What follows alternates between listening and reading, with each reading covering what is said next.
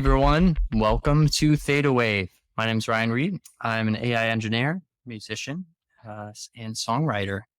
And I'm here with my co-host, Jacob Holland. Hey guys. Jacob, do we have any updates or anything like that today? Wow. So last week we did our first research paper episode, which I think went really well. I think it was awesome. We talked about, J147, which is an amazing new compound that they're seeing if it has any pretty good effects or anything. Today, You used to treat Alzheimer's. Yes. Mhm. And we are also looking at something similar, though this one has a lot more to do with, while it does have stuff to do with Alzheimer's, it also has to do with a lot with depression, and, stimulating neurogenesis and the growth of neurons in the hippocampus.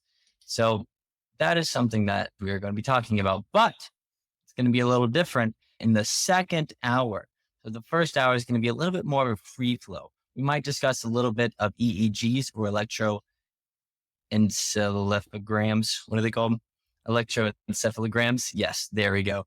It's a really long word, but I find them quite fascinating. I've done some pretty extensive research in them for the past couple of days because, we've had some reason to now. So, you might find some pretty interesting videos coming up in the future.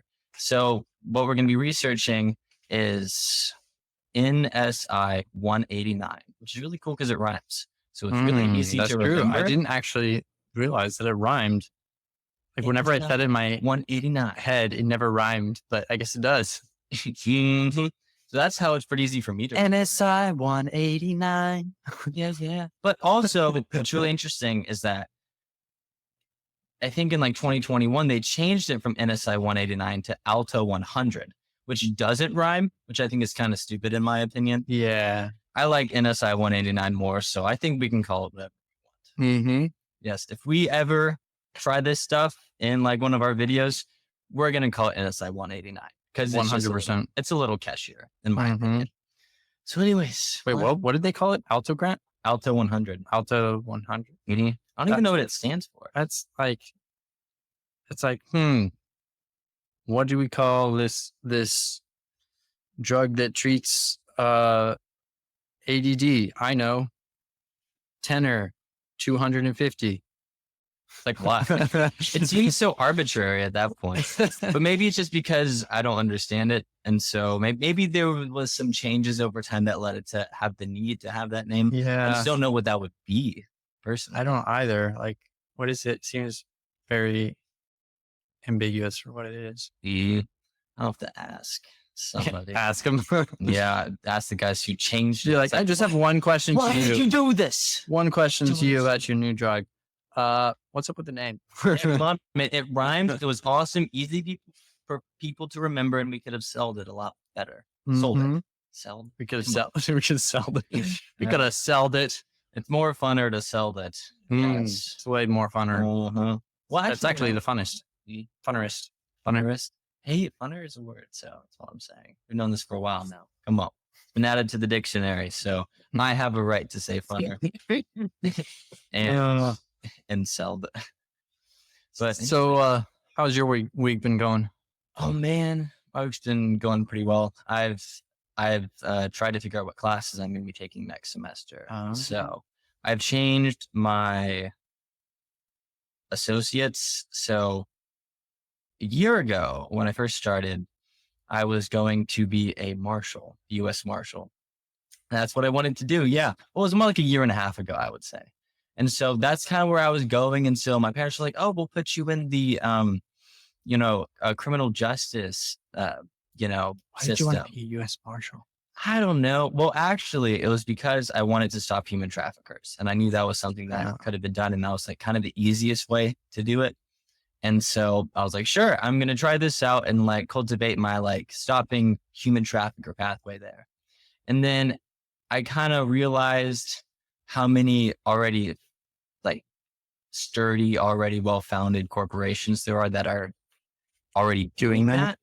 And so I've kind of changed it a little bit to be able to, instead of, actually going in and stopping the guys, but acting as an intelligence agency in the heart of Houston, which is what it's going to double as a ministry, helping people, but also gathering information. And I mean, this is going to be a while in the future, right? Because look what we're doing.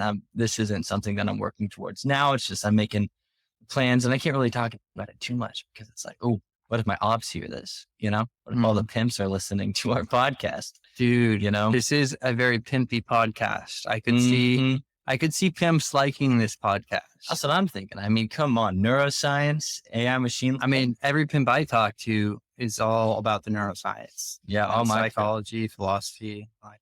They can't shut up about neurogenesis. I know. So it was actually my pimp that got me into it. You're the one who pimped you. Yeah. Come over here. I'll give you a break today. You go research this. Who was gonna go on? Yeah. That's actually fair. Sadly, my pimp kicked me out, so so he left me on the streets for nothing. And so I was gonna go get some revenge, but now I'm like, wait, I actually this, in neuroscience.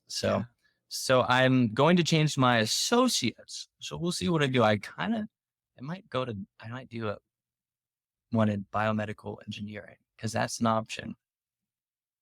That's fun. I know. I saw that and I was like, ooh, it's going to be hard, but it looks so amazing.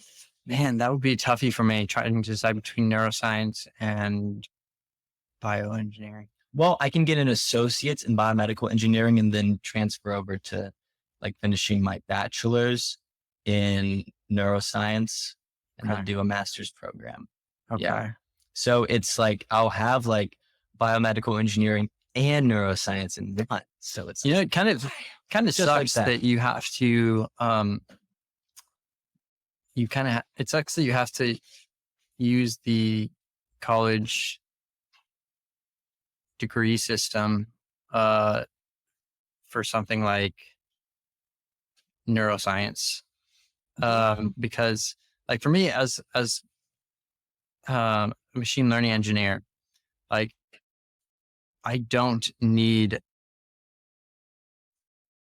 machine learning engineers don't need degrees necessarily to work in the field. That does sometimes they can help, but like the big thing is you have to know what you're doing. Like as long as you know what you're doing, they'll be like, sure, nobody cares.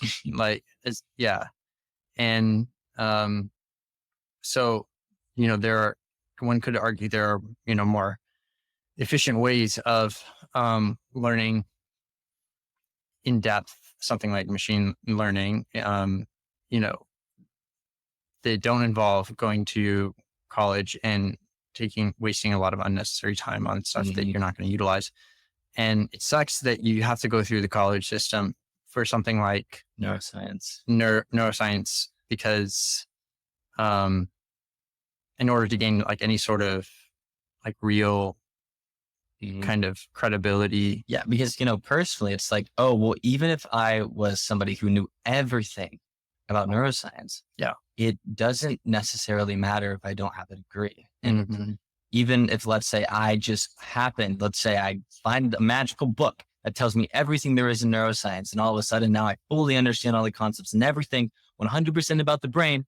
If I don't have a degree, it's not going to matter. Nobody's going to listen to you. Nobody's going to listen to me, especially because probably it would be so incredibly complex. They're like, this guy's just making it up. Yeah. You probably could eventually get people to listen to you by showcasing what it is you're talking about and working on making it understandable for them. And but you're right. Like initially, if you were to just go up to them and tell them what you found, they'd be like, who are you? Like, so, just some guy, without any degree, and like, oh, get this dude out of here. He doesn't know what he's talking about. And I mean, to be fair, I have actually seen some of the emails that some professors get from people who don't have degrees.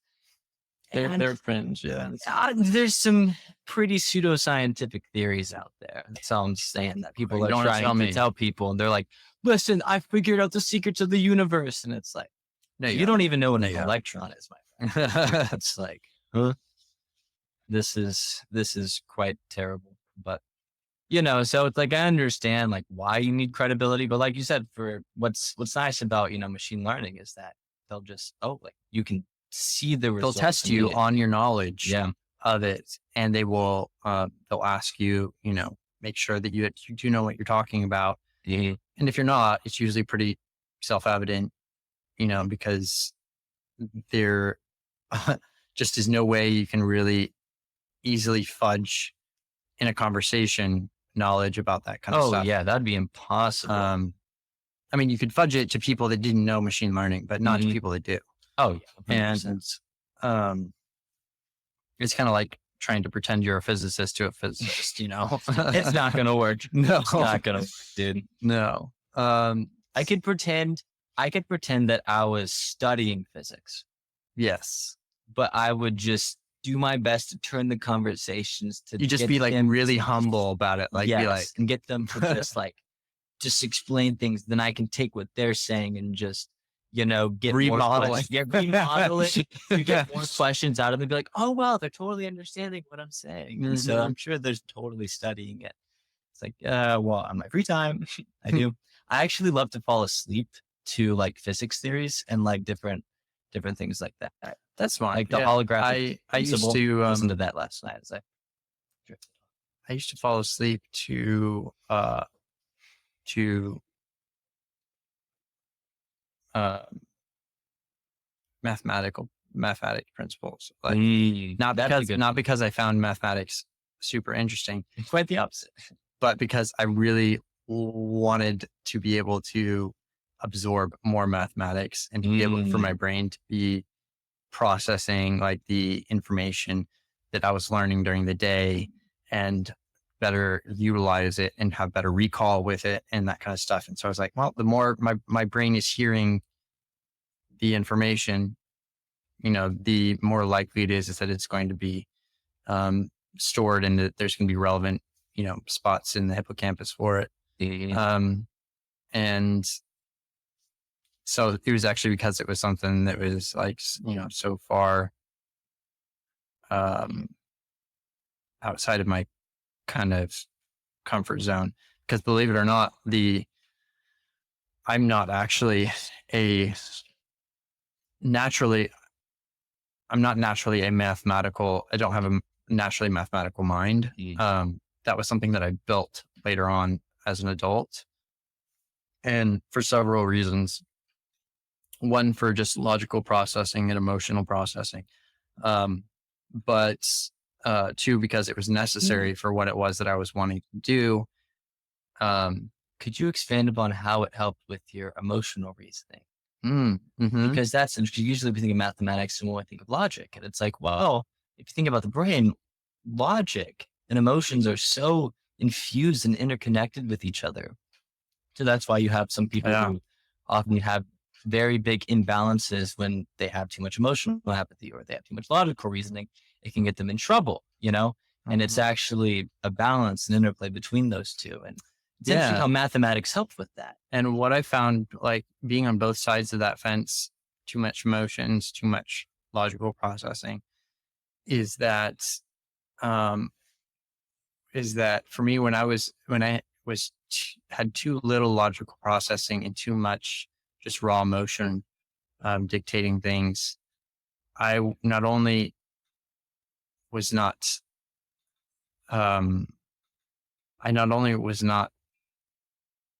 choice about my actions and made a lot more mistakes, but also wasted a lot more time with the chaos that the emotions caused, and indecisions that the emotions caused. However, on the flip side of that, the too much logical processing, there was one element of similarity as in the problems that it caused.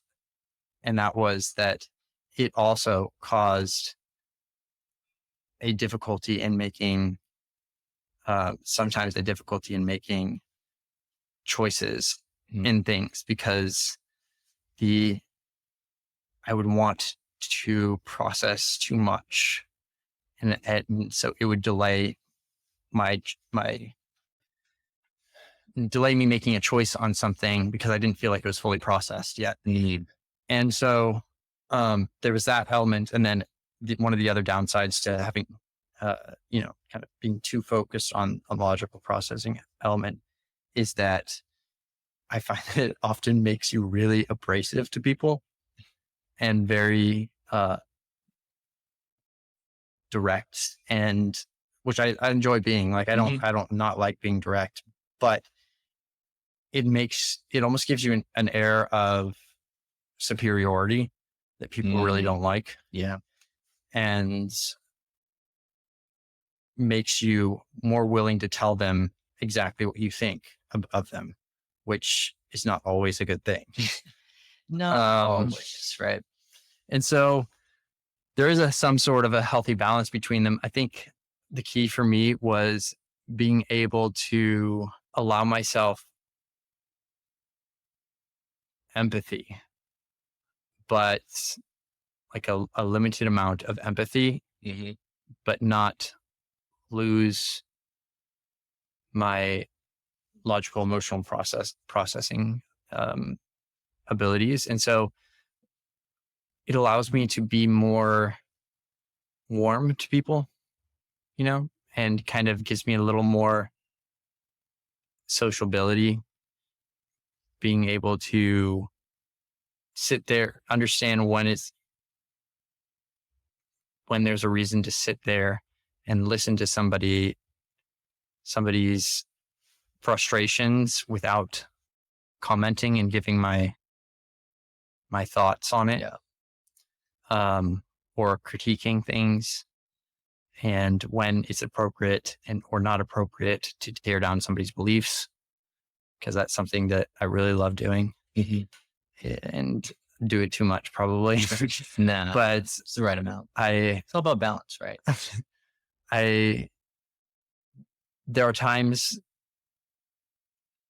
that it's healthy to tear down somebody's beliefs, and times when it's can do more harm than it would good, because they are finding some sort of emotional comfort that's necessary to them right now in that belief. And attacking it is only going to aggravate them. So what I've noticed is that it actually makes them go deeper into their beliefs in a way sometimes. Sometimes, yeah. And maybe that also induces a deeper level of, it's kind of like, how far can you bend it? The more you bend it, the more pressure, and then eventually it'll snap. But, if you're going to, if you're talking about the sociability aspect of this, it's that snap is going to come a lot later. It's only going to ruin whatever altruistic relationship y'all could have had, And so it's like, well, I've noticed you just let people believe in what they believe in, and, you work with it. There's also an element of, and this is kind of why the empathetic element is helpful to have, even from a logical perspective. There, as a more logical being dealing with emotional beings, there is in an ideal world, people would be able to hear the things that you say, evaluate them, and with what the information that they have and the things that they know, and then determine if what you were saying was valid or had merit. That's not really the world that we live in. There's, when you're dealing with primarily emotional beings, they, and not just emotional beings, but emotional beings who want to make sure that you view them through a certain persona. Otherwise, they will feel attacked, which is why they hate that evaluation aspect. Because what if there's an error in their representation of themselves that they want to portray? And that's something that is going to absolutely just make their brain go haywire all over the place. It's like sirens going off at that point. It's like what I wanted to represent isn't being represented. So what I want to express isn't. So therefore, I'm going to, the representation of myself will die, which translates as I'm going to die in this weird kind of like feedback loop type of way. And it's scary what people. It's that weird, it's that weird kind of relationship with people's values because with our emotional processing is there in part to give us a instant kind of gut reaction to something interacting with our values, our primary values, so like, obviously we have our survival instinct which is our our base value that we all have. And we evaluate a lot of other things against that. Yeah. You have your secondary values, that are the things that are kind of core to your being. And this kind of branch of values that, and the closer that gets, kind of to your core, the harder it is for you to let that go or question it. And, and so there's some things that people believe that you could probably show them, is wrong,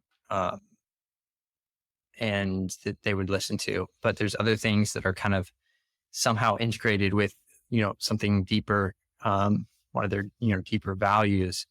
And that becomes much harder because when they feel like they're being attacked, it immediately is going to add to that emotional defense mechanisms. It's like, okay, this is a value I need to protect. So, keep that thing away, rather than feeling like they're being helped, and, it's because of that gut kind of emotional reaction, you're aggravating that emotional reaction there. And so if we were to instead, if we were to see that that was something that was kind of core to them, it was something that was a deeper held value, and go about it instead in a way of developing the relationship and the trust there, to the point that the relationship and their understanding of you outweighs, and their knowledge that you are trying to help outweighs the initial emotional response to that value being questioned. They would be far more likely to hear, evaluate, process what you say. So what your information you're giving them would be far more likely to reach their processing centers that are correlated with their values. Yeah, it's kind of, I really like this analogy. It's kind of like the frog in the pot of water, right? If you put a frog in a pot of boiling water, you gotta jump out, right? But if you put a frog in just like a normal lukewarm water, you turn it slowly but surely, it heats up. That frog doesn't know what's going on until all of a sudden it's completely cooked. You're making it sound a whole lot less helpful. That's pretty much how it is. But the frog is. You make the frog think you're its friend by giving it lukewarm water, and then before you know it, it's boiled to death. The frog isn't you; it's your ideas. It's what. No, you're saying it's their ideas. Their ideas, yes, and yours. Oftentimes, like I've noticed, this has happened in my life with many of the things that I've believed in. And it's interesting because, it's kind of like, you can think of yourself as just like a being who just like spits out frogs, right? You just like have them all in pots. And then you just decide to warm them up based on how you want to cook them and how to process and digest the nutrients of the frogs. And oftentimes, sometimes you have to let it burn completely in order for a new frog to be developed. You got to let those frogs die. That's all I'm saying. It's not a bad analogy. You know what I mean? It's I'm just going with what we already got, but it's kind of like that, you have to die to be reborn in a way. And that's often what we do with our thoughts always. And sometimes those thoughts are a lot more primary than, we realize, or oftentimes some of the thoughts that we hold on, we grip for dear life are actually not even close to what we fundamental value. And that is an interesting relationship as well. It's almost more like there are times that we hold something in high value that really has no integration with the rest of our being, and really holds very little value to us. And it's that moment when you realize how Yeah. to your well-being. Like for instance, as an example, the first example that pops into my head is a lot of the political views that people get up in arms over. Does it matter? They hold those so close to their, like, their being and like their core values, and will get inflamed, because, and part of it is I feel like is the social implication and repercussion that they feel they will receive if they don't hold those values as part of their core being. And so because of that ramification, their brain learns to integrate that value into their kind of core sets of ideals. And even though it really, in practicality, doesn't hold any real sort of, resonance or Exactly.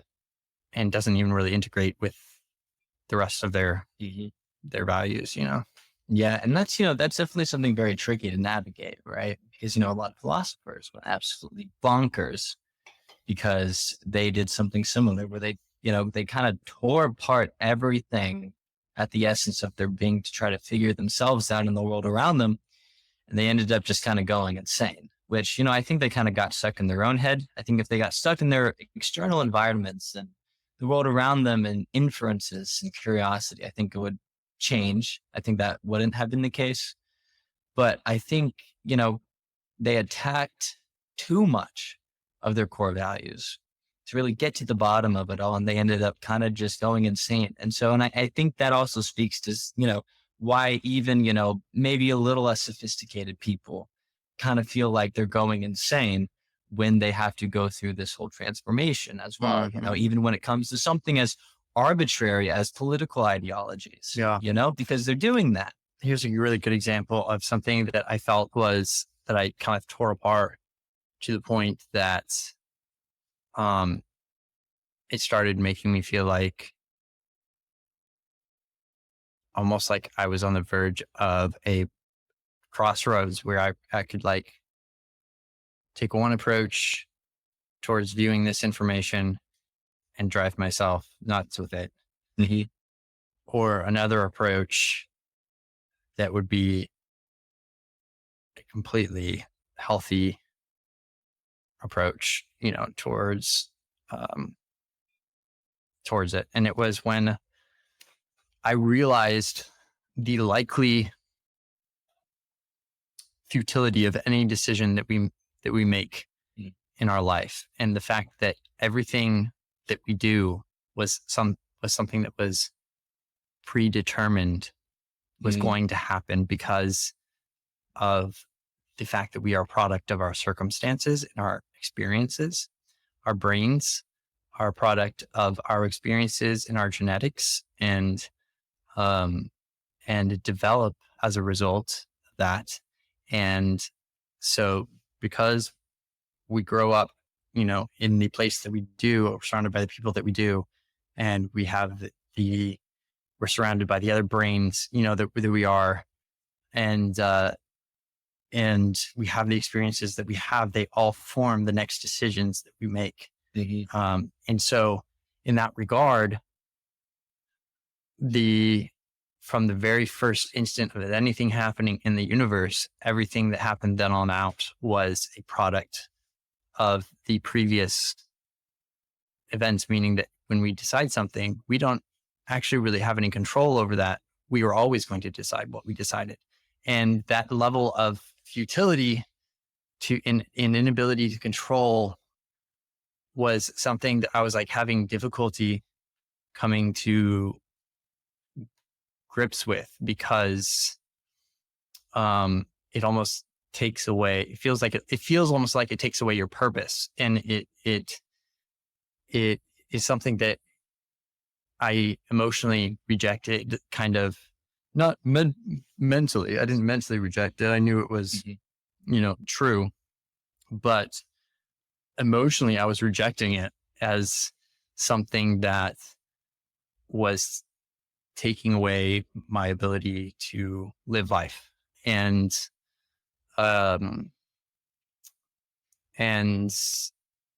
or I guess live life the way that I wanted. And so I was kind of at the crossroads of like I either completely reject this and choose to live in ignorance, which is not who I am, so I'm not going to do that. I look at this as as meaning life is ultimately futile and without purpose, in which case that drives me insane. Or I simply view this as a interesting supplementary information to give context to the realm that kind of exists beneath the life I live. Mm-hmm. And don't let that dissuade me from the curiosity and interest of life, but simply kind of view it more like I am riding a rapid down a river. I'm riding like this river, and it's taking me with it. And I don't really have any choice where it goes, but it doesn't mean it's any less interesting. Mm-hmm. You know, Can swim better. You can become a little more one with the water, if you will. From a, I know that's a very Eastern way of looking at it, but I think it's a very good one. And what's so fascinating, the reason why we have such a reason to believe that we have free will is because the patterns innate to our experience and the potential harmonizing with the external world is so large.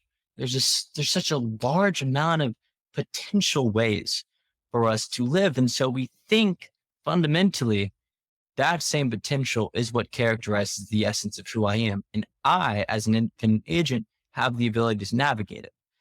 And to some degree, that is true. But from what you're saying is still fundamentally true as well. So how do we understand this? How do we come to grips with both of these different conflicting aspects of what we know to be true? Well, it ultimately kind of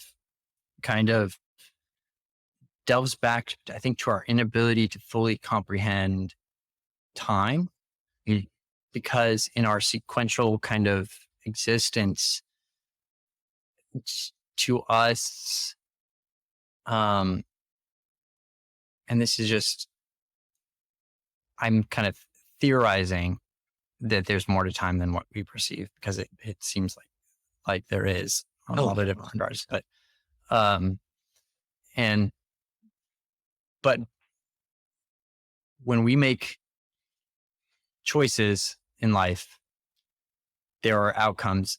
And so we want to feel like our choices are our own and that we can control what happens next. But in reality, because of the sequential nature of our existence, and that we are a product of our sequential experiences in this one-dimensional timeline,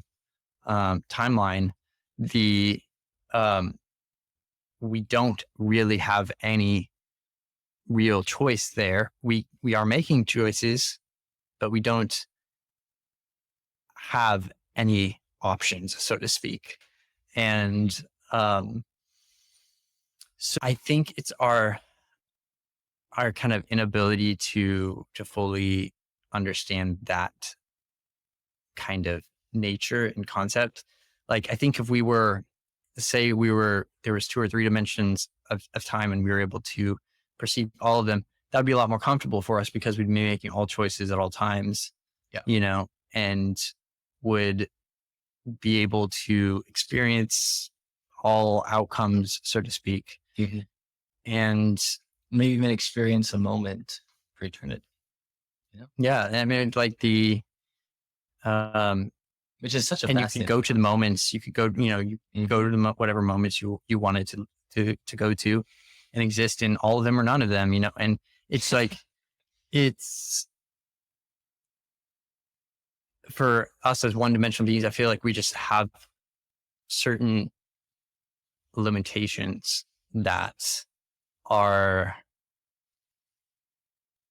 inherent to our kind of existence, and those aren't always comfortable to. And maybe that's why we don't see aliens. Maybe True. because they're experiencing one moment or all possible moments in one fine. But why wouldn't they little thing. choose to experience my moment? Maybe they already did. Well, I wasn't there for it. Why didn't they invite me? Yeah, that's an interesting concept. What would it be like actually interacting on a one-dimensional plane with beings who interact with us on a two-dimensional time plane? Can they come down to our level of sophistication? I mean, I think so. I assume so. Yeah. But I just wonder what that would look like from our perspective, Well, I feel like it's kind of like trying to imagine as a 2D creature, what it would look like to have a sphere interact with your plane of existence. Mm-hmm. And I guess similarly, but on a whole lot harder to comprehend level, a 3-dimensional, object interacting with a 4-dimensional object. Which, I mean, ultimately in a two-dimensional world, interacting with a sphere, it would just look like a line. Mm-hmm. In fact, it would look, no matter where you went on it, it will always look like the same length of line if it was a sphere. Yeah, that's true. It kind of reminds me of when I was watching. Because if you think about, hold on a second, if you think about a square, because of the different angles in the square, if you were to walk around it as a 2-dimensional creature, the lines would start being different lengths. The sides would start looking like there were different lengths until you got to the corner, in which case it would look like it was kind of just a dot if you were exactly staring at the corner. And then once you got over, kind of traveled more around it, you'd start seeing more, like you'd get from the dot point, and then you would see like a small line. It'd be like a very small line, and it would start getting bigger and bigger and bigger and bigger and bigger. Yeah. Yeah, I guess we can't necessarily conceptualize that. So it's like where we are. If we think about that, like in the concept of time, that hurts my brain. I'm not sure what that would even. Are we 3-dimensional creatures? Can we think of 2-dimensional time even? Well, how would it look like if a line intersected with 1-dimensional? So all of your existence was okay. So if we imagine we're a 1-dimensional line, that means our whole existence is this black space. And then if we imagine a 2-dimensional object intersecting with that means at some point in that travel through this black space, we're just going to slam into this 2-dimensional, this 1-dimensional intersect of this 2-dimensional object. So we're going to slam into it like we would, if a two-dimensional time were to intersect, if 2-dimensional, I feel like our time would be replaced by their time. That's what I'm thinking too. It's like, well, what would fundamentally be like? Would it corrode our brain? I don't necessarily think that it would have the ability to do that, especially since fundamentally physical beings. It just seems as something like the notion of time that we don't understand. There's not necessarily a notion that we would, in essence, be corroded or corrupted, like as if we were to try to navigate a 4th dimension of space, for example. So that's an interesting concept. It's like, what if we did get to that 2-dimensional plane of time and then we hit it? What would that entail? There would still be an essence of our experience of the conditions for physical life were there. There's still 3 dimension of space on Earth and necessary conditions to live. It's just a different time frame of that existence. That is hard to think about. Yeah. Huh. And is it like a new experience? Or is it something that's a fundamental shift in your perspective in the past starts to integrate more so with your current orientation? Or can you remember that you were in one-dimensional time before? Or is it a fundamental shift as if you woke up, from a dream? I had this idea for this kind of, I've never quite liked how in time travel movies, they always come up with like these paradoxes of time travel where you can't do this and you can't do that because Break the space-time you'll break the space-time continuum and yada yada. And then even in like multiverse theories, like they're like, you'll shatter their timeline into multiple timelines.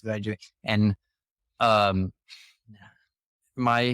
I came up with like this kind of way of visualizing why I don't think that would be the case. Which, if we imagine our timeline, so let's say from the very beginning, we all have, we'll imagine our timelines as individuals as strings attached to us, right? And the strings are made of gradients. So we'll imagine a orange to purple gradient, and as we're progressing through time, that gradient kind of like, stretches out and the most recent events being orange, the most late, in the past events being purple. And, now let's imagine one of us invents a time machine, right? Okay. And goes back in time. What would be happening is that we would, make sure I get this right. What would be happening is that their gradient would reverse, but it would still be going forward. So it would go from orange and start getting closer and closer and closer to purple. So the rest of the world's gradient we're at orange is our current space time, right? So we've got purple back here, a line to orange, which is our present. We would still keep going forward, but that gradient would go orange and start getting closer to purple as we traveled. For us, we traveled back in time. But for us, our gradient would continue. Yeah. Oh, 100%. So our gradient would still be going from orange to purple. Or sorry, purple to orange. As we kind of traveled back in time, the world's gradient would reverse and go from orange to purple until we stopped traveling back in time, at which case it would go from purple. It would start going from purple to orange again as we existed within that. And then if we were to travel back in future, it would simply compress like their timeline or stretch, hours until we were. So basically you have like this, it's not a loop. We're not actually going back. We're actually re-recording the same events. Yep. So if you were to go back, so let's say I were to go back in time, I would kill my grandfather. Then I were to go back in time again, I would first have to pass the timeline in which I killed my grandfather. And then I could go back to when my grandfather was still alive. Because those both exist in the same time space. Okay. One's just after the other. Mm-hmm. So those both coexist. So I could essentially re-record things as many times as I wanted to, and those would still all exist on the same time continuum because they're just re-recordings. It's like you were to add an addition to it's like you were to copy a film that you already recorded and then record over part of it, kind of almost. Yeah. And, that brings up some fundamental ontological problems when it comes to the essence of what actually is reality itself. Is it all, like you said, if we went back in time, would it just be this loop? Or, if you were to say, let's say we do in this reality with what we know, somehow we figured out how to, travel back to some event in time, whether that's, on the same space-time continuum, or if it's, kind of like you said, just like recording something over the, the time, and everything else still plays out the same. Mm-hmm. It's Go ahead. it's kind of what I think that this actually follows in line with what you're saying with the many worlds interpretation of quantum mechanics. It's like when we measure the electron, before we do, it has a spin up and a spin down. And so when we measure it, well, why does it choose one? It's like, well, actually, it's split in a different world, in a different universe, a different dimension, whatever you want to call it. There actually was a spin up, even though you observed a spin down. And I think that if we were fundamentally to go back in time, it would be a different reality in and of itself. And there wouldn't, if you were to navigate that level of potentiality, you could see potential outcomes that did coexist with that new timeline you created, but would be different than the one you came from fundamentally, because it's a different universe in and of itself. Yeah. But I think that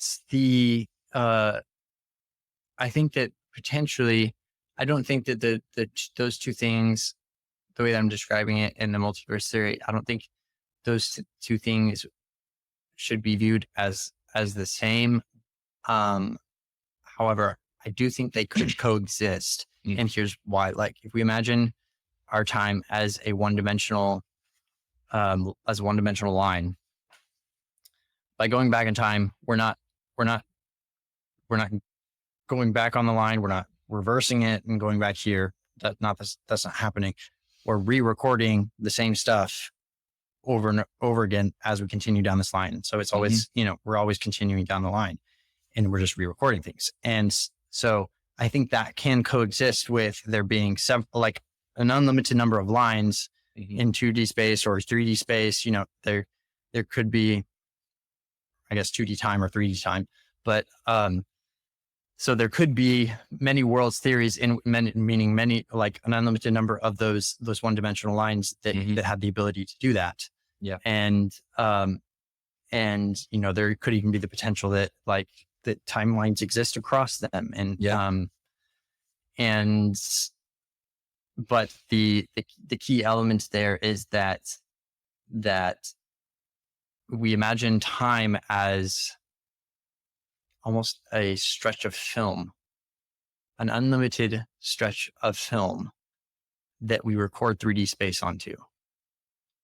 And so if we were to go back in time, we would still be recording onto that film, but we would be recording 3D space backwards. That's interesting. Now, let's say you traveled back in time, killed your grandpa. If someone else from a different timeline, not different timeline, but someone even farther in the future, went back to the time that you killed your grandpa, would your grandpa be dead? I wouldn't know about it because they were further in the future than me. Yeah. So that new timeline, that new version of the past timeline would be recorded after them, not after me. So if I were to exist long enough to reach their timeline and reach the point when they did that, then and I wasn't a part of going back with them. I didn't go back with them. So I was experiencing the regular time continuum. Then I would get my time reversed back to that, I guess, before I even existed, if that was killing my grandpa. And then it would be a re-recorded version of that where my grandpa was dead. And as a result, I no longer existed. So from then on out, I wouldn't exist there. But from your perspective, in the time that you were, would you still be there? Like, where's the navigational aspects when it comes to the dimensions of different time continuums? From my perspective, once I reached the point where he went back and killed my dad, I wouldn't know the difference. Like it's almost impossible to imagine how that would look like, because that timeline, in essence, at that point, I still lived that timeline, but at that point it blinks out of existence. So I never finish my existence. Okay. I'm following. Yeah. As much as I can, obviously. So, it's let's say there might have been, okay, we'll use this as an example. Let's say initially in our timeline, I had 3 brothers. Okay. In the future, my brother makes an enemy of somebody who then travels back in time and kills him as a baby. Okay. Horrifying, but he does. Very sad. Condolences. That at that point, once we reach back to the time when he was supposed to be born, I now have my current life that I'm living, which is the one without him because he was killed. I don't know the difference. I see. So it So integrates back into your current orientation. Yes. And so Okay. that also would mean though that I did live a life, a part of an existence with him as a brother. Mm-hmm. Why would you not experience that one? I would have experienced that one, but I just wouldn't know it right now because Yes. that's not a part of my current existence. Mm-hmm. So there are 2 basically recordings of that time period that happen after each other, and those are, one of them is with that person and the other one's without it. Mm-hmm. And that doesn't violate any sort of, rules or anything. Back to the purple or the orange. And it fits within our, we wouldn't be able that's one of the reasons people like the multiverse theory is because it kind of fits with our existence, allows for the movement along the timeline and fits with our existence. There's, no paradoxes, so to speak. Yeah. So this kind of way of viewing it would make sense because of our limitations with being able to perceive time. Yes. Dude, time is such a fascinating little artifact that exists. It's like, it's the reason why we can experience this, what we do, but it's still not understood in a way that would satiate the human mind and curiosity in of itself. And, I think we understand a pretty good amount of it. I mean, there's some great physicists out there who really have a good grasp, but even then there's still, we just don't have the ability to measure enough to be able to understand. Like there's elements that, as far as I know, are still under exploration. Like how does the gravity time space interaction work, and what causes, fundamentally what causes there to even be an interaction, and and there are elements such as the dark matter, dark energy, which are just observations that we've made about the universe that don't quite make sense to us. But those things indicate there's a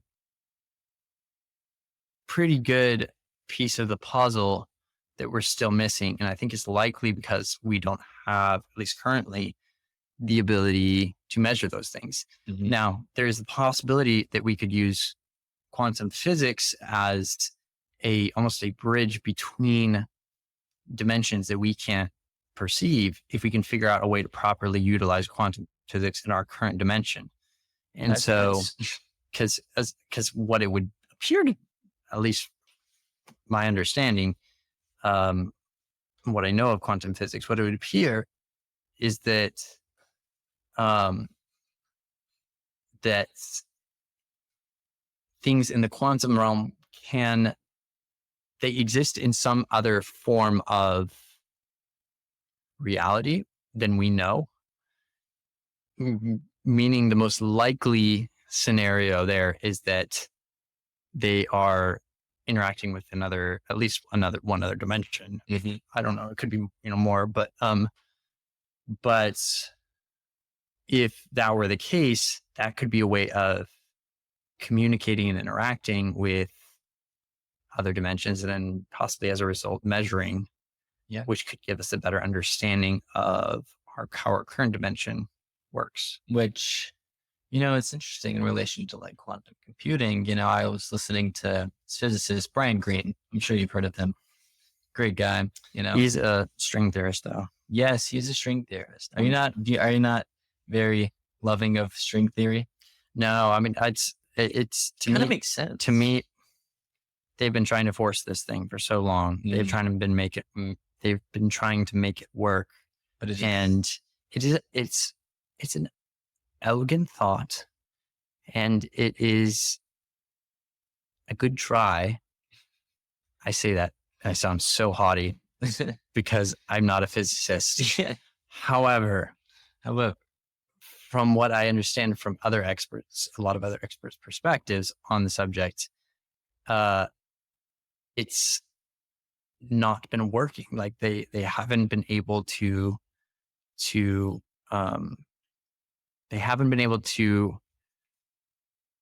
make it work because they're missing some of the fundamental pieces, which to me means stop pursuing that and go find a way of why be so narrow-minded at finding those fundamental pieces first, and maybe work on fields that are showing more congruence with reality and more measurable effects in order to achieve that end. Yes. If you want to still revisit string theory once you have more information later, and you want to revisit it when you have more ability to do the kind of experiments you need to do in order to confirm it, then or find the confirmation you're looking for, then that's fine. But there's no point in continuing to bang your head against a locked door. Yeah. And go find the key. Yeah, go find the key. Yeah, you don't need to force your way through. And who knows, maybe, they will be able to force their way through at some point and be like, I did it. But, maybe there are a bunch of other rooms with keys that were more easily unlockable that actually had the key to that room. Yeah. And all of a sudden, you're able to have a more comprehensive understanding of even more stuff about reality. Mm-hmm. Or like an alternate way of getting to the room that you're trying to get to. Like you could start, studying quantum mechanics and really kind of work on advancing that field, opening new doors through the room of quantum mechanics until you're able to find out how that connects with, your string theory ideas. Mm-hmm. And the more we expand quantum mechanics, the more potential predictions could be made on what really is on that fundamental level of the mechanics of reality. Mm-hmm. And the more you're able to broaden that perspective, the more ability you have to make inferences into specifics of, the more intricate mechanics of an already intricate, system. I think that's really important instead of theorizing this really abstract concept that brings about no causally testable, predictions, at least exactly what I've seen, unless there are, I just haven't heard a string theorist. Like you said, it's very elegant, but I haven't heard a string theorist, and I've listened to quite a few, talk about what has been brought about. It's more as a result of it. It's just other things that bring about a result of potential string theory. Right. Well, because of their inability to confirm it, there's not really a whole lot of real application. What are you studying in a string theorist lab? I think it's just abstract mathematics. It's saying, it's like a lot of, if this is the case and this is the case, then this would explain and this would explain this. And the problem with that is it's a lot of things that hinge on the actual theory being proven, and kind of like the core components and the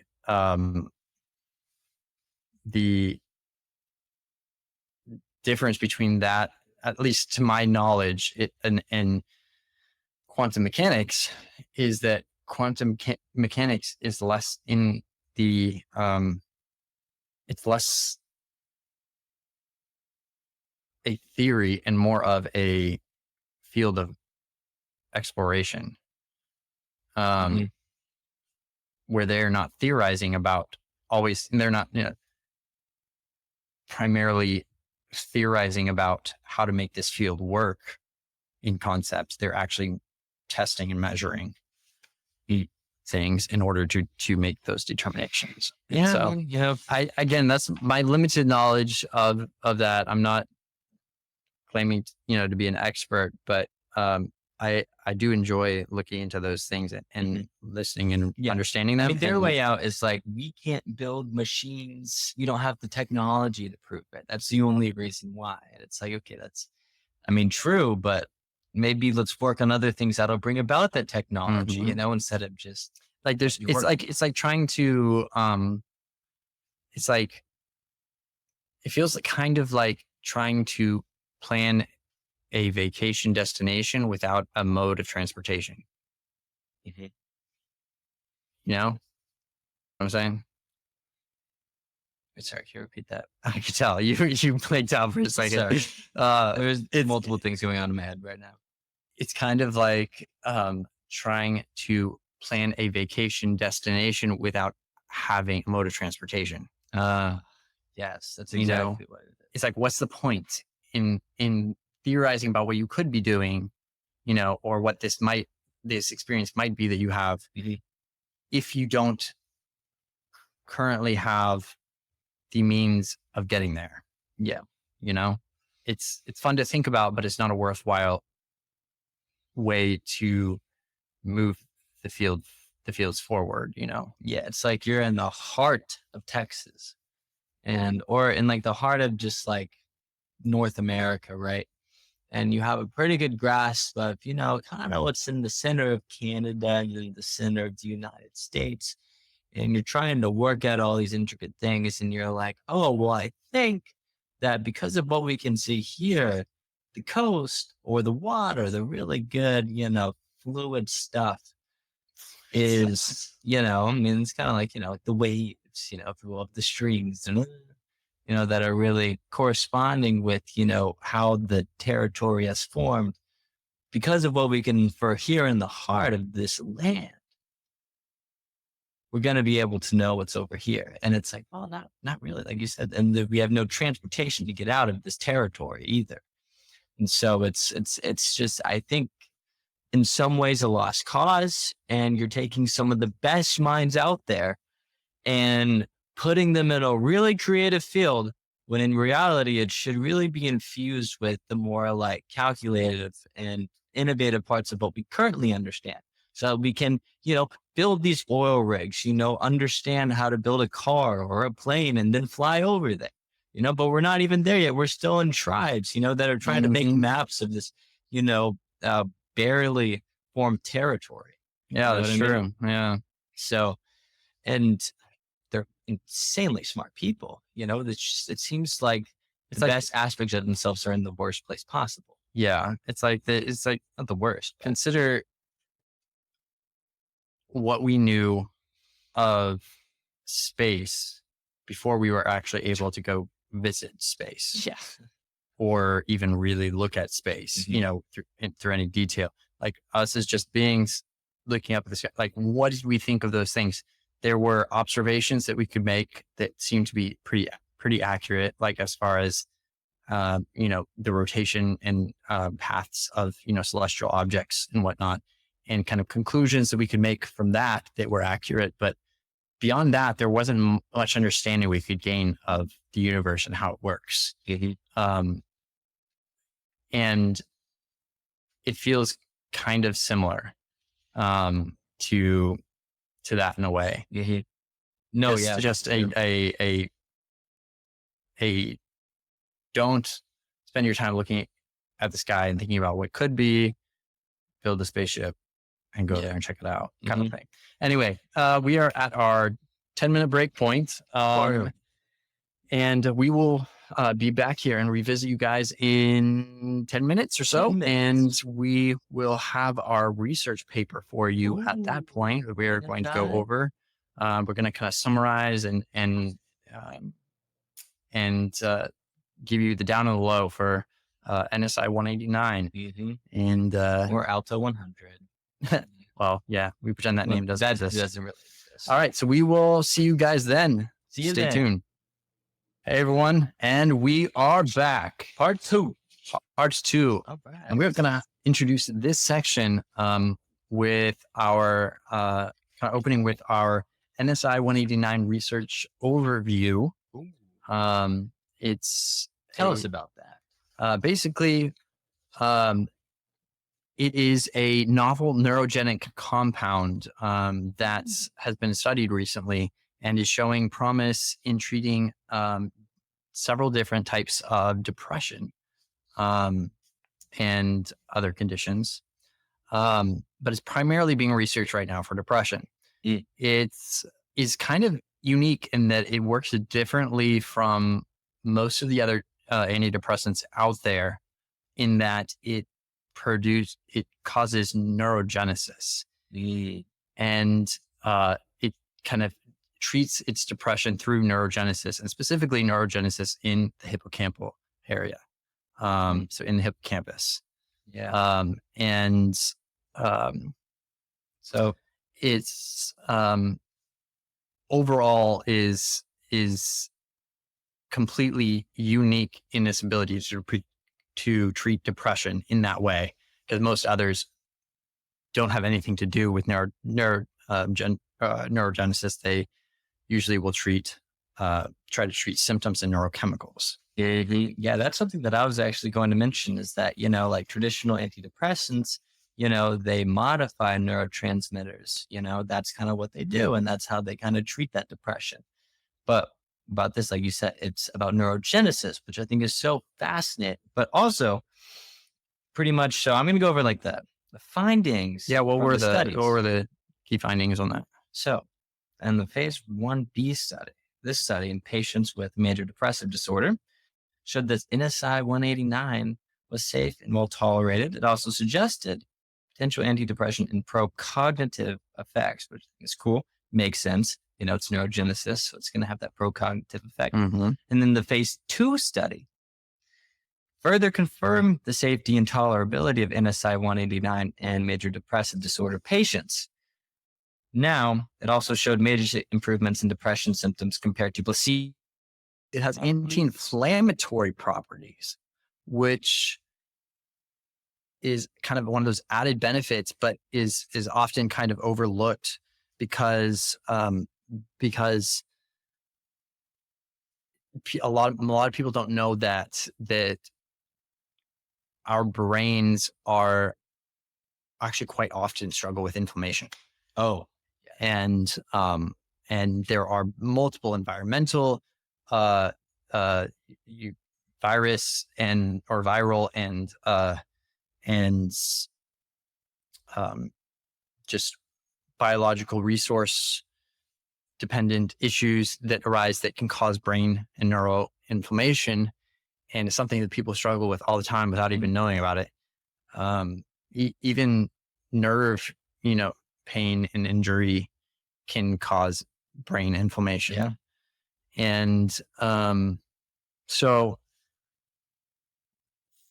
compounds having anti-inflammatory properties is almost a kind of a signature. It's almost like FDA, not the FDA approved, but like, USDA organic, like, stamp on something. It's kind of like, it's like, okay, like this, we're not just talking about a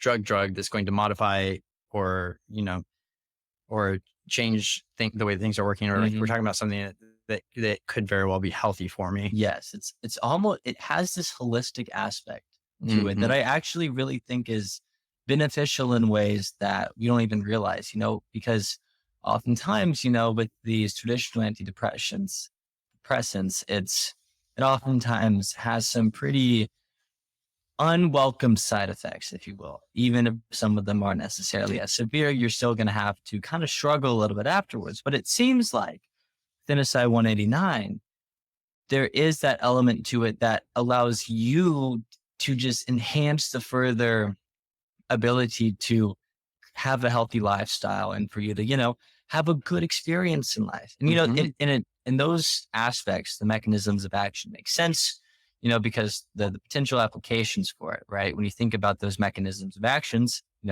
obviously MDD, major depressive disorder, but also post-traumatic stress disorder, Alzheimer's disease, traumatic brain injury, strokes, and age-related cognitive decline. I mean, if you think about it, I think that when it comes to traumatic brain injury, right, synaptogenesis and neurogenesis, that's obviously going to help. And then the anti-inflammatory effects, I think that's really what's going to get it for Alzheimer's disease, right? Yeah, I think that that there seems to be, and that's one of the things I was going to mention earlier was one of the element commonalities I've noticed in treating both, I guess, and trying to treat and resolve major depressive disorder as well as Alzheimer's. Like they both have a significant amount of overlap. They both require neurogenesis and the preservation and protection of existing neurons, which is interesting to me. Like that those two, while one is like wildly debilitating and that it's like actually removes your ability to function and move. The other one is also debilitating, but in more of a lack of the will, I guess, to make that stuff happen. So I wonder if there is like some sort of correlation. If there is a correlation between those two, and whether the mechanisms are almost the same of those two. It almost seems like the mechanisms that drive both those factors are like the polar opposite of potential dopamine problems. You know what I mean? Well, Parkinson and Alzheimer's have a lot of overlap, and Parkinson's I know is caused by the degradation of dopamine neurons. So yeah, you're right. Dopamine, I'd say, is actually, if anything, it'd probably be the opposite of that. It'd be that like they both have a lot to do with it. Okay. Yeah. No, yeah. The more I thought about it, I think what I'm thinking about is the way to get there is a little bit. Well, you're thinking probably that because of the fact that a lot of treatments for depression work kind of on the serotonin level, and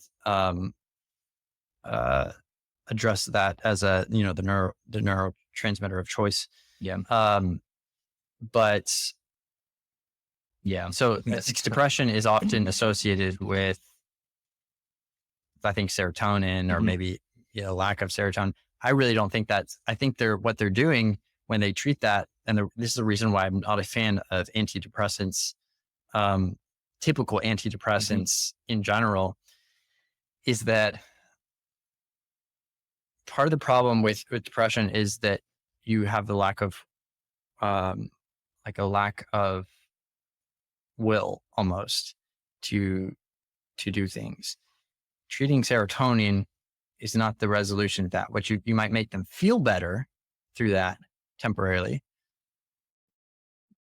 but it's like giving the reward without the action. Yep. Serotonin is something that comes as a result of dopamine causing you to achieve something. And so you're not prompting them to action and thus getting a reward from that action. You are rewarding them for doing nothing or for like almost being depressed. You are putting them into a sedentary state, and they're already there and haven't done anything to like.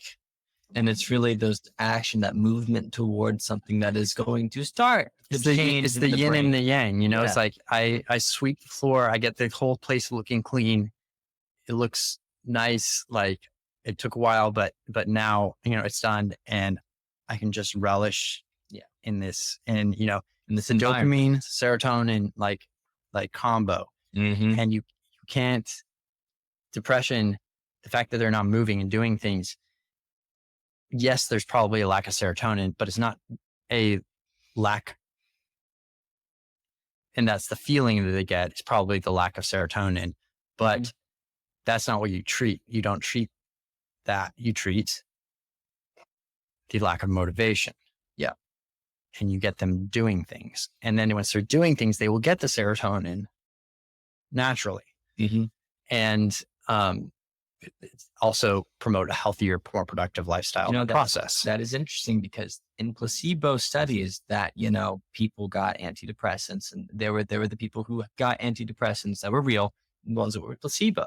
Oftentimes there was actually a bit of overlap on some positive influences on both of them, because what happened is that from taking the placebo, they thought, well, I should associate this with a more productive lifestyle. It's like, okay, now it's like, okay, I have what I need to start doing things. And all of a sudden they start brushing their teeth every morning. They make their bed. They do those things that give that kind of serotonin dopamine combo, and end up having a more productive, healthier, better lifestyle. And that's what I actually really like about NSI-189, is that it actually, instead of just promoting the relief, it promotes the action that then brings about a more natural relief, which I think that is something that is huge. If I can enhance my experience working towards a certain goal, I'd very much rather that than just feel relieved at the stagnation that my experience is in now. And I think everyone should feel that way personally. Yeah. Keep going. I'm going to look for a second. I'm going to look at, try and find my research on blanking on the name. It's the 9-MEBC. The one that stimulates the growth and preservation of new dopamine neurons. Because I'm interested, I wonder how that would combine with something like this. Yeah, you're right. Because you're creating new dopamine neurons, so you're creating more motivation, and you're also addressing you also prompting synaptogenesis. So you're prompting the creation not only of new neurons to connect to those dopamine neurons, but you are promoting the creation of new synapses, between them. Yeah. And I wonder if those two would have a synergistic effect. Yeah, I mean, I think it depends on obviously the person who is, trying to have an experience that takes advantage of the most relevant tasks and abilities to then produce that synergy. Maybe it wouldn't happen naturally. Well, obviously it would happen naturally within the brain as you do those things. But like you said, there has to be that action aspect. But then when you add that element would create that synergy to even further enhance that experience. I definitely, it's interesting. I don't think fundamentally that we're wired to want that stagnant relief. I don't think so. Like, I think it actually bothers us. Like, I think it almost is an aggravator to not have the yin to the yang. Yeah.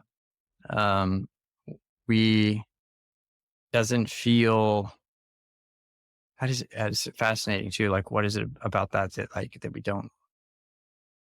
we don't like? But I think it's that we have a desire.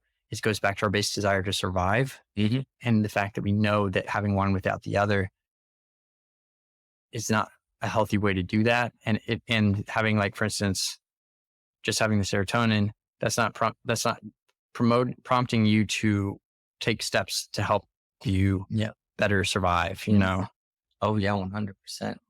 And it kind of follows along with kind of like my kind of theory that I'm developing, which is like, the MI is maximally elongated informative experiential success. If I were to go by you need to work on that name. I call it MIS, but it's like, if nobody knows what that is, it's like, I have to go on the long name, but it encompasses it quite well, because, it's that baseline need to orient yourself towards maximizing your experience in the most successful way possible. And I think fundamentally that stagnation is going against that fundamental orientation that we represent, and it's somewhat synonymous with survival. Interesting. So, the I'm going back to my research on 9M-ABC. And one thing I forgot about this was that not only does it interact with the dopamine receptors by binding to them, and increasing your dopamine levels, but it also does increase serotonin levels as well. So it increases both of those together. And because it's an monoamine oxidase inhibitor. And so it technically, most of those like act on the serotonin level. This one happens to also interact with dopamine, which is kind of the thing that makes it unique, and it increases dopamine receptors. And so that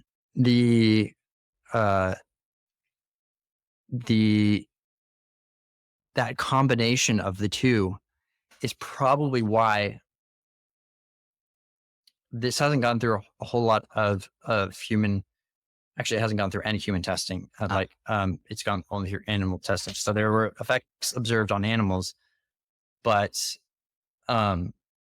since those don't always translate to humans, I'll bring up the anecdotal reports from users who have tried it. There is a couple common threads through those. One is an increase in motivation. Two is an increase in mood. And it's rare for something to be able to accomplish both of those at the same time. Have a serotonergenic. I don't know if I said that right, but the effect where it makes you feel happy or feel better, but also increase your motivation. Yes. And so the fact that it does those two things is one of the things that makes it really unique. And one of the reasons why I think it could potentially, obviously you wouldn't want to try that without human testing, but like I do. But aside from that, hypothesizing, I think that those two potentially could have a really powerful combination. For sure. Now I'd have to delve more into to know if they're the exact kind of the class of small molecule that they fall under, in order to know if there tends to be any like interaction between those two classes, or not. And like why it synergizes. Oh my God. It actually, I'm realizing too now that, dude, how did I not remember this? It also interacts with the adenosine receptors and with the nicotinic acetylcholine receptors. Okay. All four of them. That's crazy. Wow. Man. So, that's even more fascinating. Yeah. And it's not verified that it does interact with the adenosine. Some studies suggest that it does. So it's not for sure known yet, but particularly the studies suggest that it interacts with the A2A subtype. And those receptors are the ones that play a role in regulating dopamine, and tend to be things that are actually targeted for Parkinson's therapy and things like that. And then with the nicotinic acetylcholine receptors, the same thing, where it's not completely verified yet, but some of the studies suggest that they actually modulate the nicotinic acetylcholine receptors, which are often things that are implicated in the neurodegenerative diseases and whatnot. Actually, that's really fascinating. I don't even know what to do with that. That's almost something I need to like process for a while. Yeah, this might be something that we have to do in the next podcast. I feel like we should go over that one. Yeah. That's crazy. I don't know. And there's even more on it, but I kind of want to save it for another conversation. Yeah. It seems like a really, I'm sad that I think they're developing a better version of it right now, which is probably why they dropped human trials. They didn't do, or they stopped their trials on 9-MeBC. But I'm kind of sad that they didn't continue researching this one, considering how promising it looked on a lot of different levels. Like maybe it couldn't cure Parkinson's disease. Maybe it wasn't, enough. It wasn't strong enough to cure Parkinson's or, something like that. But it still seems worth researching its potential application. Maybe we need to do that. Maybe we just research it. Yeah. I guess.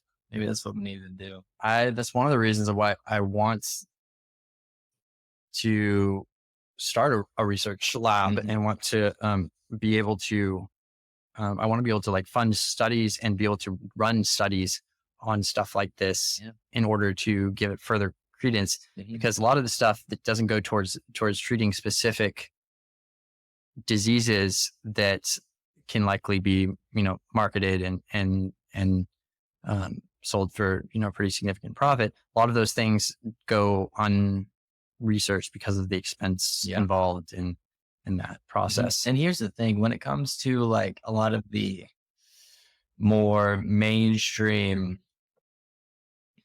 supplements that are used for brain functionality, a lot of them are good, but there's just such a rich field of potential other ways to get an even more and I would say enhanced cognitive functionality. And these are some of them that no one's ever really heard of, that we're like, I can't completely cure Parkinson's, so we're just going to put it on the back burner, when it's like this could revolutionize somebody's life, a normal person's life, like in ways that we don't know. Yeah. Like what about his ability to, treat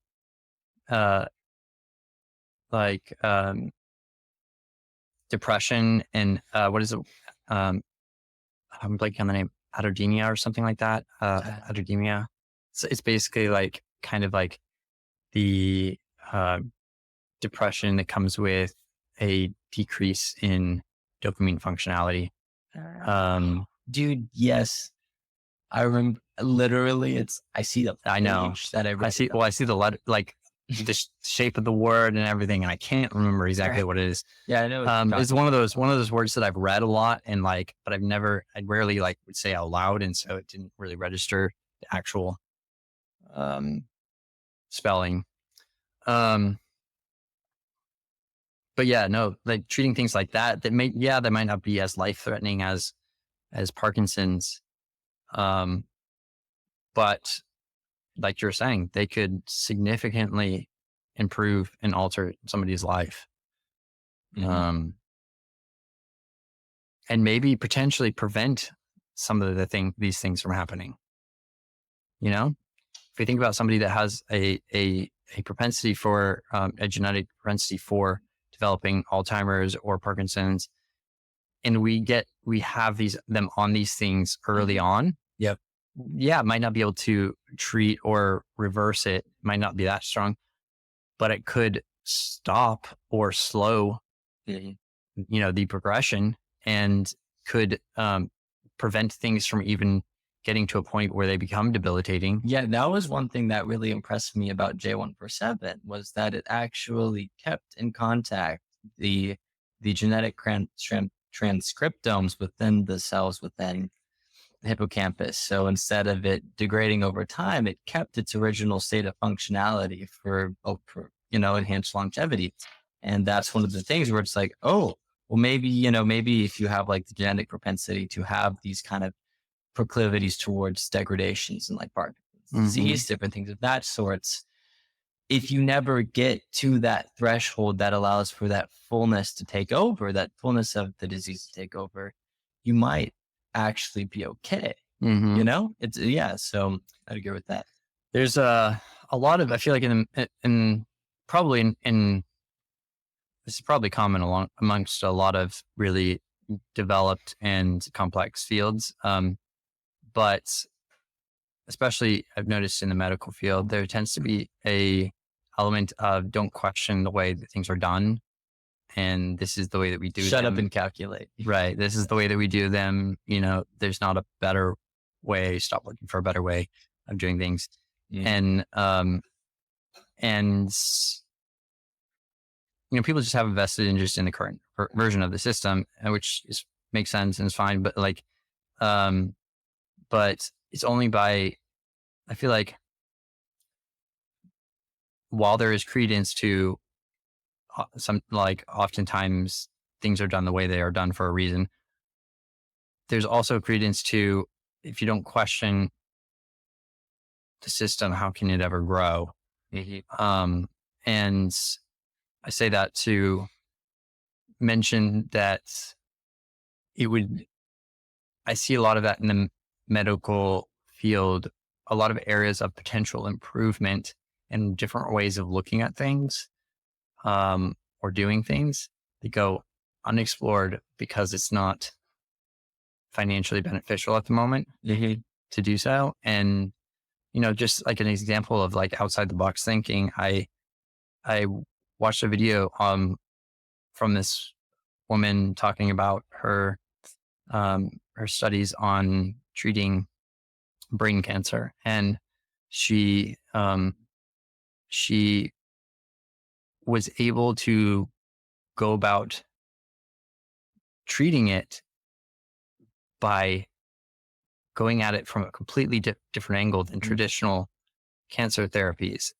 She was able to find a solution for treating this type of brain cancer by looking at the molecular structure and the components in the DNA that were prompting the growth, and finding a way to develop a molecule that could fit within that structure and block that from happening. And so she basically went through a ton of different iterations of molecule shapes with a machine learning model that eventually found, I think, 3 candidates, potential candidates for it, and then one of which they tested and tried and worked. Wow. And so that's the kind of outside the box thinking and kind of growth that can happen. Like, think about, that's cancer. Like, that is something that has been baffling people on how to treat for, ever since we've known about it and what it is. And we've had some success, but it's been kind of like a coin toss almost. Pretty much. And so one person, thinking outside the box as far as treatment goes, and rethinking kind of the mechanisms of that treatment, resulted in a treatment for a pretty deadly the cancer being able to be very quickly. So I think there's people like their boxes too much. I would agree. I think it's really comfortable and cozy. And so people are just scared to get out into this unknown kind of weather that is outside of it. They almost view outside the box as like this abyss that has these dark entities that they don't know how to fight. And it's like, in reality, it's almost as if those entities end up becoming, I was going to say you, in a way. And you'll realize that, you kind of see the ideas that form outside of the box as almost a community that you build up of ideas that are then able to build a house, an ecosystem, a whole society built. I feel like, it's almost like being in a boat on the middle of the ocean. You're comfortable in that boat. That boat is safe. It's the world that you know and you're comfortable with. There's no danger there. It's a not something that's hard to do. But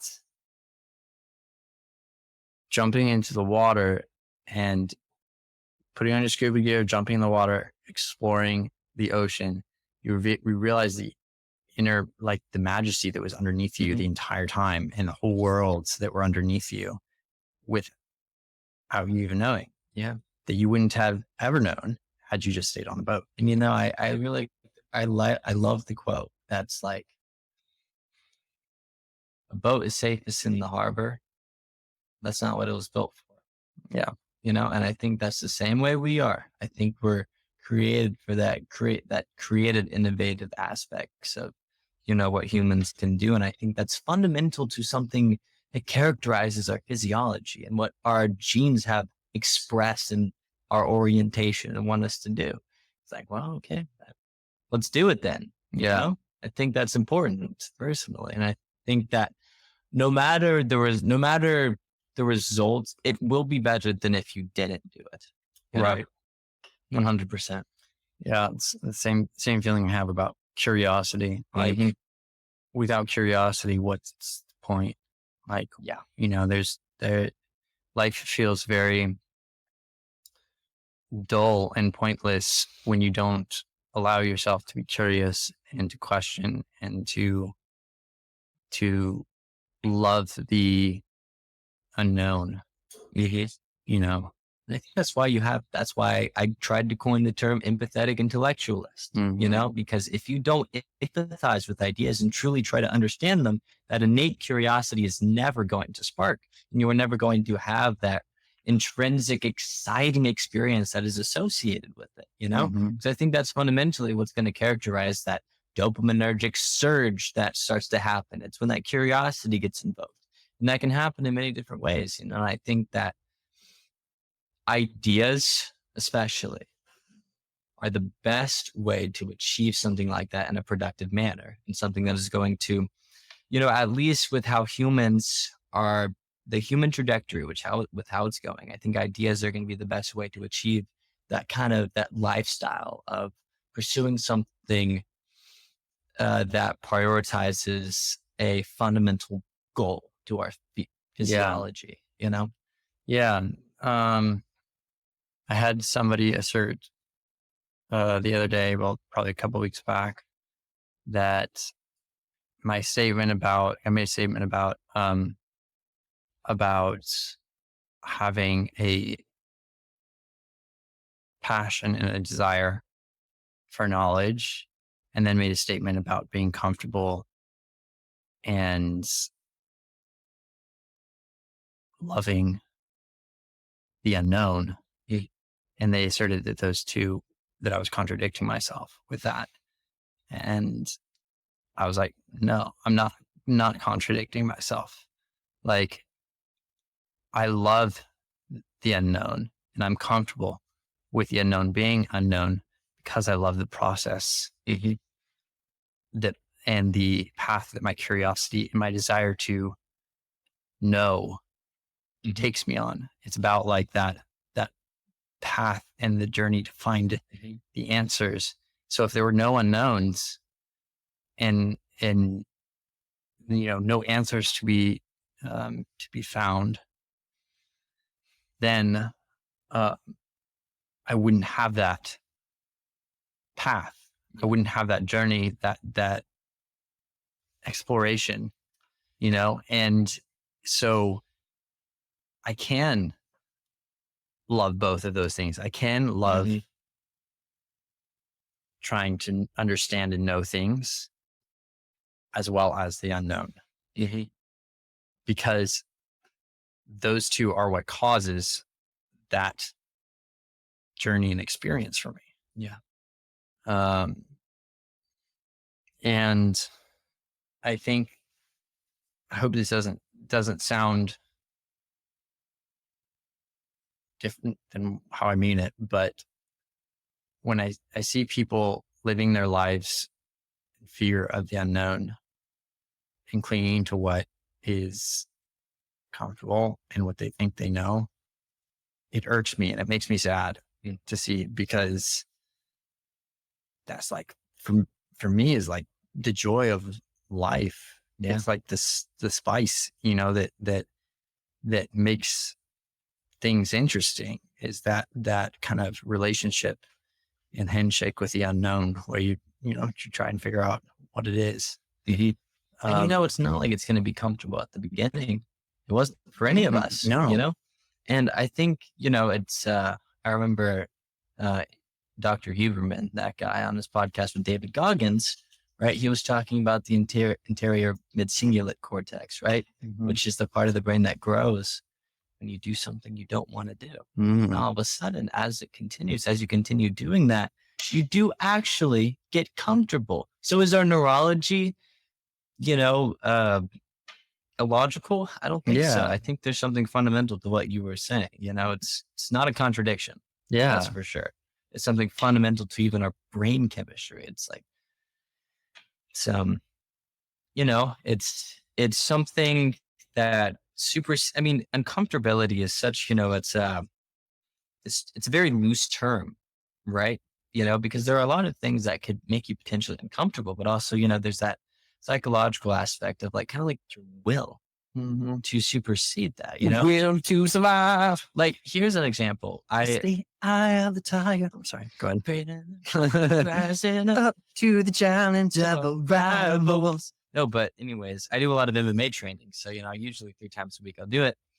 And, what's interesting is, one of the days we had to do knuckle push-ups, and these weren't like normal knuckle push-ups on the floor. No, we had to go to like the hard tile floor and use just our top 2 knuckles. Right. And so you can kind of see what happened there. It's been pretty rough, but what was interesting is that because of my will to push through, I didn't have a bad experience. The pain was terrible. It hurt like nothing else. But what's interesting is that because I had the will to push through and want to see the results of my fruition and the uncomfortableness that lied within that, I got to actually experience the endorphin release afterwards. And all of a sudden, I felt like in a much clearer headspace. I felt like my cognitive state was very well afterwards, and I felt good. And what's interesting is if I didn't have that will aspect of myself to push through that uncomfortableness, I would have never experienced that. And actually, I would have come away after doing 3 of them and been like, "Oh, that sucks," and I would have just had a terrible experience.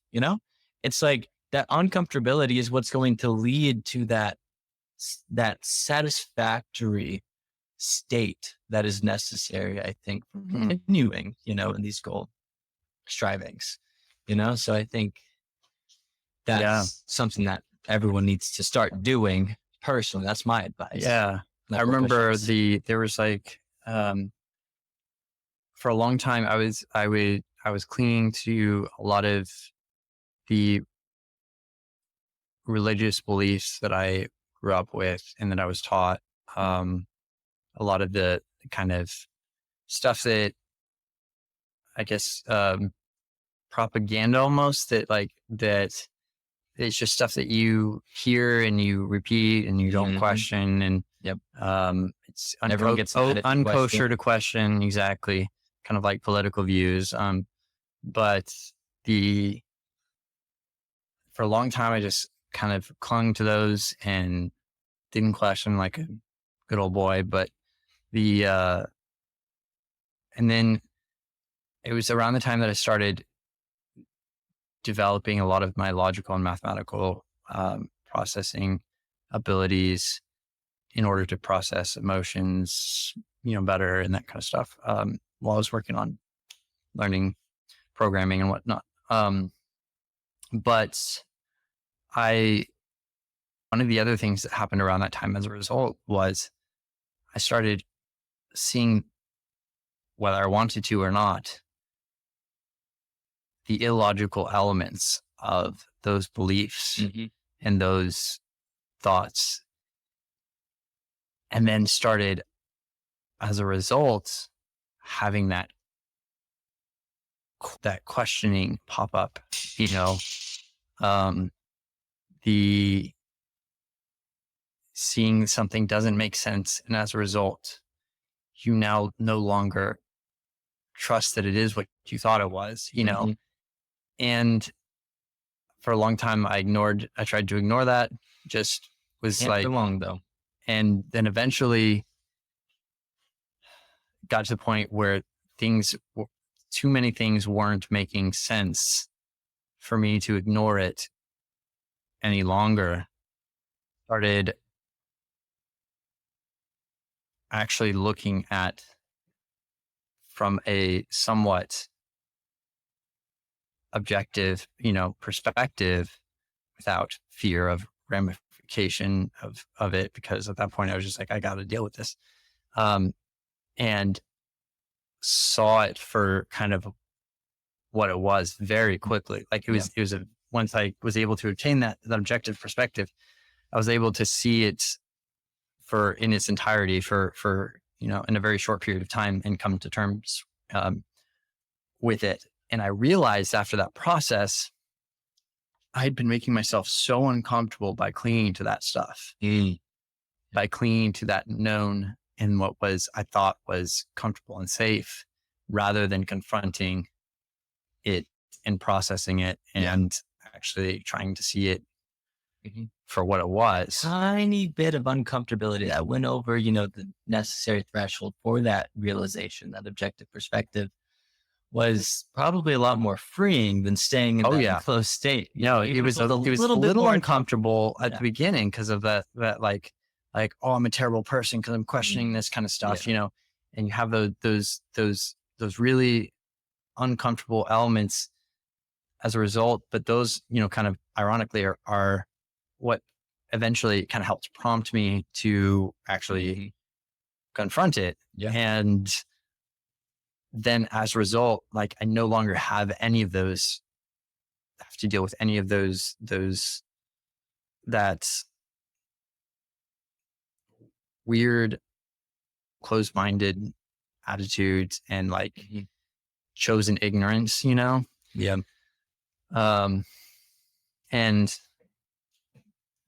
now it's funny whenever I have to talk with people that are still in that state.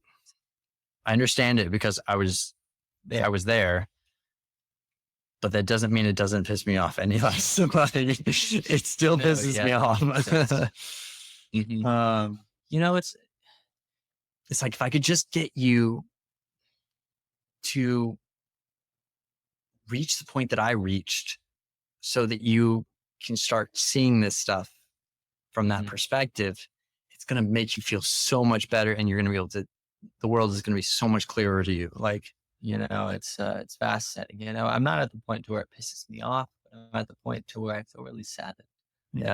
It's kind of like an empathy, if you will, towards their intellectual ideas, if you want to call them intellectual, but lack thereof. It's, I'm of the idea that religion actually keeps people from having religious experiences. I will admit there is obviously something more that characterizes fundamental orientation within the universe and with the subjective agents that I think we haven't discovered yet, that we can't see yet. That doesn't mean you're talking about there's something more to the universe beyond what we can experience and see. Yes, but yes, I would agree. That a man-made religion? Probably not. I tend to avoid using the word religion or religious at all. Yeah. Even if there's something I'm going to subscribe to and believe in, it's going to be something that I have sufficient evidence or lack of evidence to believe. And by that, I mean, like the fact that there is a lack of evidence to explain certain things, that we observe in our universe suggests to me that the something more hypothesis is a valid hypothesis, and so I don't believe in things because I feel it. I don't believe in things because it makes me comfortable or makes me feel good to do it. I believe in things because maybe it started with a feeling that turned into a observation, which turned into research, which turned into, something I understand consciously. But it's never just based off of feeling. It's based off of data that has been processed. It's not an axiomatic belief that you don't fundamentally understand because of further inference. And I think if you stay there, I think that's bad. I think that's really terrible. It's like, why would you not process that any further? Like, why would you stick with that feeling about something being the way that it is and then not seek to prove it? Yeah. And that's what religion is it's a comfortability with believing something without a seek to prove it. Oh yeah, for sure. And it's like, I do really like listening to atheist versus religious debates. I love them because, I do like seeing where both sides are coming from, and I can see the want on both sides for the most part for some sort of truth. There are people, there are apologists, and there are, other, atheistic philosophers who are really genuine and have who have good conversations. It's just the axioms of their beliefs are different. So, it's like, if you want to believe there's a God, I'm there in the sense that I have to word this very carefully because I wouldn't necessarily say I'm agnostic. All I was about to say is like, I'm not atheist or Christian, but I would describe myself as agnostic because I am not disputing the possibility of there being a God or a higher being or a creator, of what we know. I just don't think he cares. And I don't particularly care as a result. It's actually in another podcast. That's actually something. Yeah. Talk about, Yeah. And it's actually, we were a subset system of his creation. Wasn't even an intentional design. Perhaps. Yeah. Which like, is what's to say that it was even intentional. And that there's actually a lot of ancient philosophy surrounding different ideas of that, and like different potential, philosophical ideas of like the evil God, or different things of that nature, which I think are actually really fun to look into, and I'm of the belief that if everybody always portrays, this one thing that lets is probably a figment of human psyche. Everyone always, no matter what religion, where it stems from, they always portray at least their primary God as, I'll qualify this, almost always. I'm not going to say always because I haven't looked at all religions, but almost always portray God as a loving, caring, like creator that actually gives a crap and pays attention. And to me, that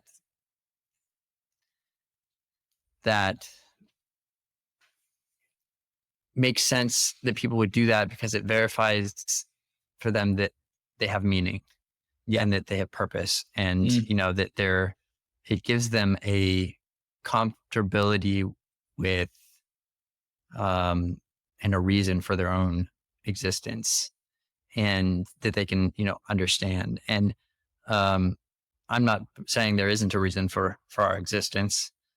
I wouldn't assert that because I don't know. But it makes sense. I am saying that is what we want. We want to beyond just having a purpose for our life. We want to also believe that we will survive. That's our survival instinct talking. And that's why we create heavens. Every religion, they've got a heaven.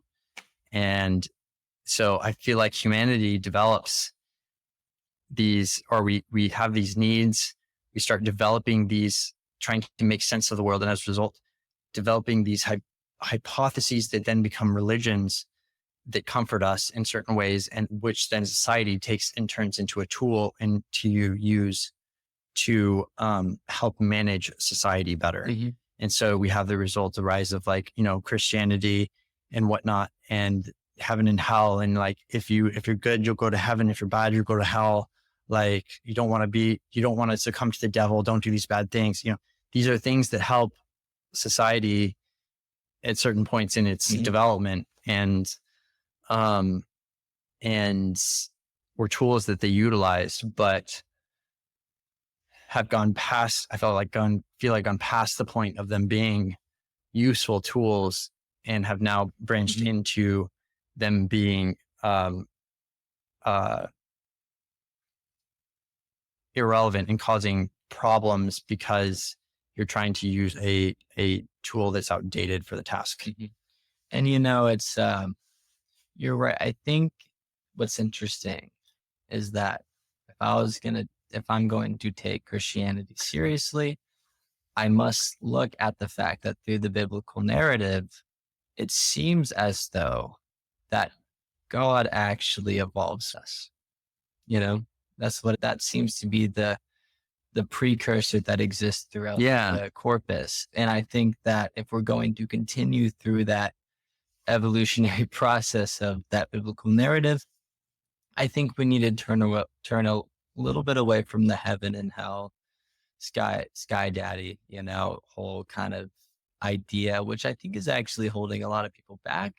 Like I said, from those true religious experiences. And you're right. I try to be very careful with how I word this, because a lot of times certain words that are used in a more general sense have a lot of like preemptive motivations behind them that I don't necessarily represent. So I'm trying to find the best way to. You're saying they're likely to provoke an emotional response that you're not. Because it's like, exactly, you're not trying to provoke. I hear you. I really do. But we're holding on to some of these ideas that are just fundamentally illogical. And if you want to continue with how the time is evolving, like that's why I think from Judaism to Christianity was able to be so popular and so self-sustaining for so long, is because you could see that structural flexibility within it. And I think that actually, because it stopped structuring itself like that way, it's going to crumble under its own weight. And I think actually it seems to me that the Bible actually says that that's going to be the case. So it's funny, but we'll see how it all plays out. It's just, I don't think as we further develop, it's going to, they're either going to have to change or it's going to lose itself, and it's different than something like, let's say, like radical Islam. Obviously the majority of them are not, but you can instill fear and subjugation as a way to continue on that as well, which also works fairly well. And so but to have something as altruistic and loving and sacrificial as Christianity, there's going to have to be that flexibility, but I don't see that anymore. Well, I wouldn't describe Christianity as a whole as loving at all. They the ethos, tend to be pretty, their ethos is, but in practice they tend to be pretty judgmental. Exactly. And it's because they're denying the physiological aspects of themselves that actually exist, and turn away from it and unconsciously just manifest them. And they are trying to, it's so weird.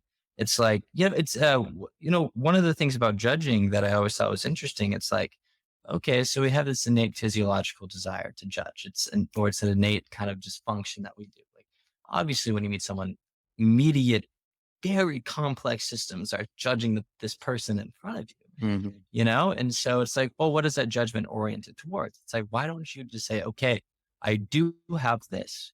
How do I change it to serve the functionality that I want it? It's like, well, instead of just judging people generally, maybe you judge how to love them. And then that actually, from a psychological standpoint, will excite a true, genuine connection with them. And it'll allow your more people interactive abilities to actually manifest and naturally, so it's like there are all of these things that people are trying to deny instead of create through change from innate physiological functions, which is why I think, it's some things in this modern world are going to crumble under its own weight, Yeah. And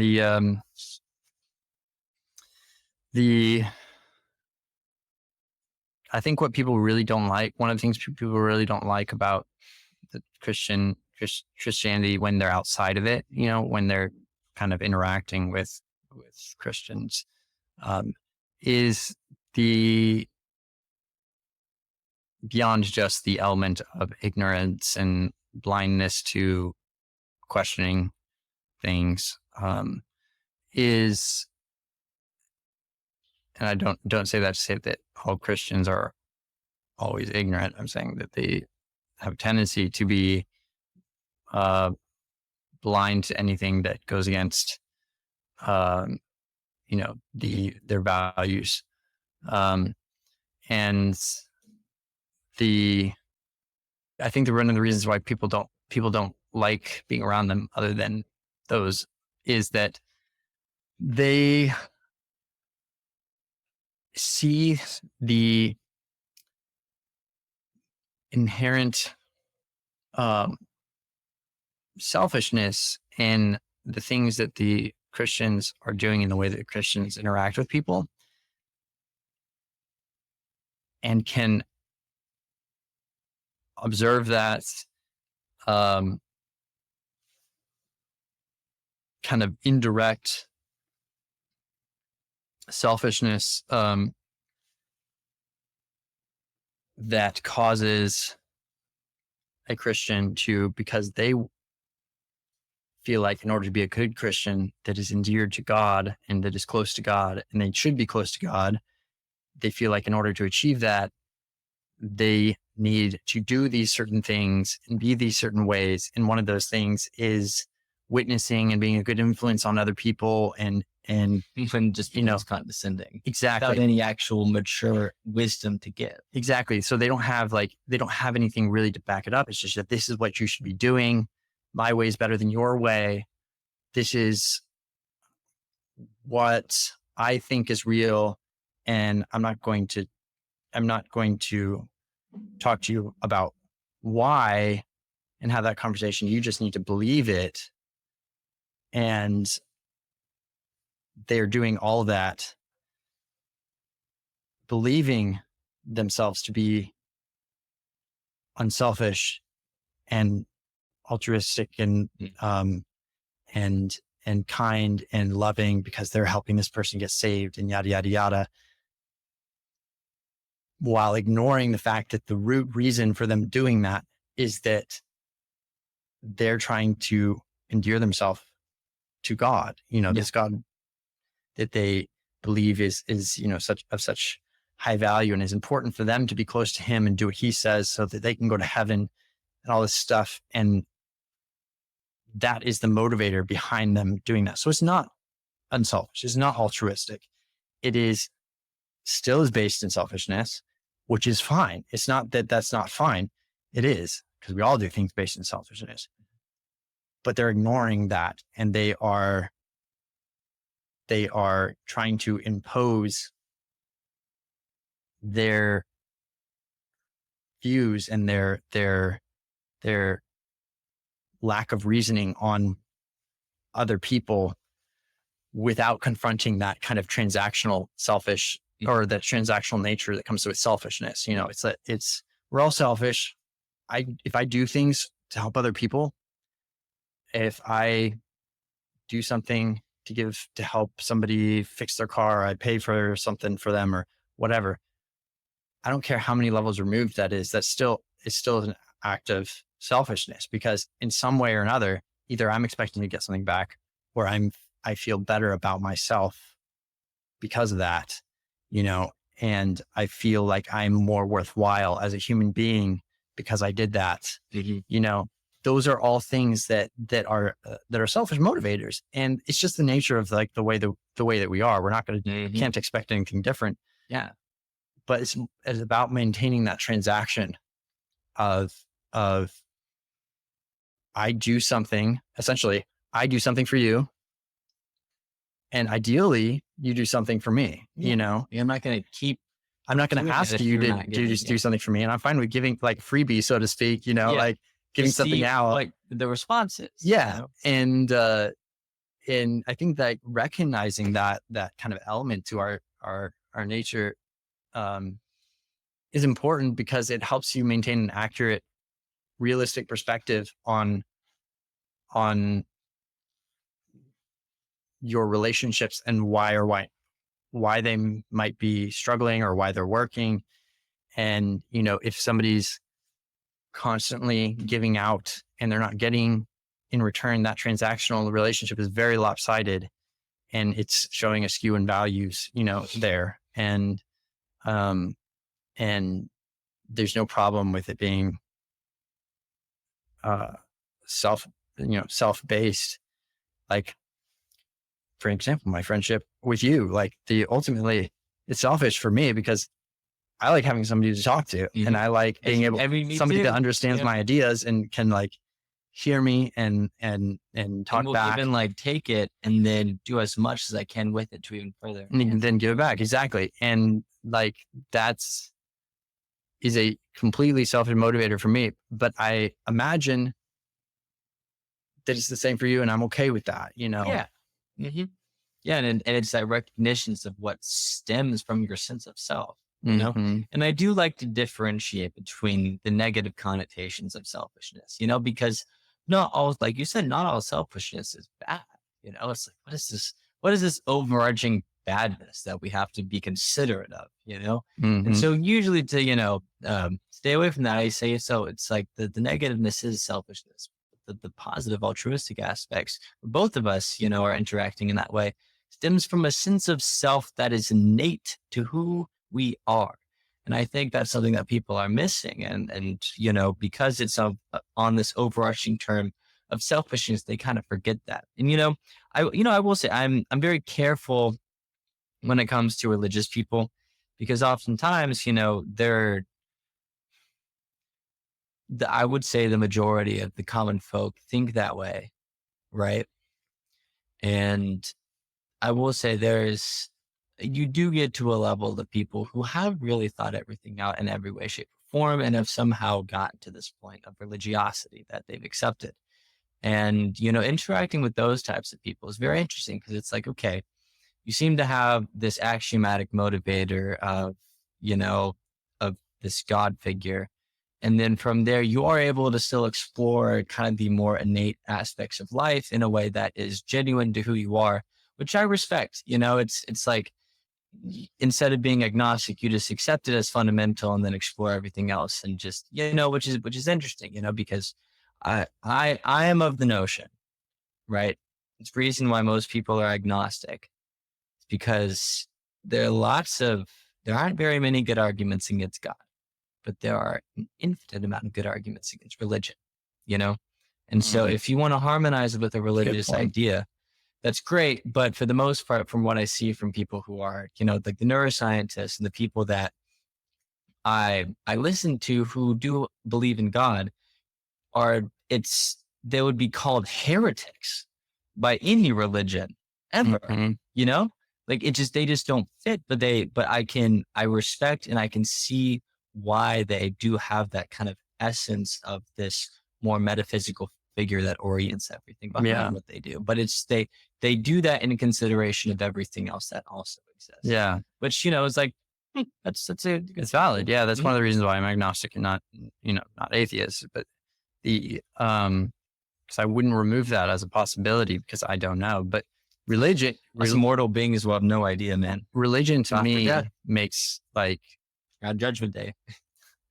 Religion to me as a concept makes sense within the context of what I know human tendencies are and what the things that they're worried about and the things that they want out of life. It makes sense why develop on its own. And it doesn't make sense to me the way that they're typically like described and portrayed. And like there are massive contradictions in a lot of them. And while a lot of the morals and whatnot that they contain are good principles for society, to work within, the beyond just the lack of evidence to suggest that that any of the stuff that they recount, as far as God, their interactions with God, actually happened. They often describe a God that doesn't live by his own rules. Yeah. And so there's I would agree with that. And these are all, opinions. We're not offended by people that believe differently, even though it may seem like, we're being critical. We're critical of everything. But yeah, we tend to be critical of pretty much everything. And I think that no matter what people believe and what they think, they should be given the opportunity to have a discourse with people about it. And that's, I think, one of my biggest problems is the lack of ability of people to discourse about this kind of stuff without getting offended. Yeah, that was my thing. It's just like, if you believe this, shouldn't you think it's true? So you have a problem with actually having it challenged? Right. Like if you have a difficulty and it harms you to have this challenge, then I don't really think you fundamentally believe it anyways. And I think that's why they act the way they do. And when people can see that. If it's like so unprotectable that you're unable to have conversations with people that believe differently and actually try and consider things from, their perspective, you're right. That is an indicator that perhaps the ground you're standing on is not too solid.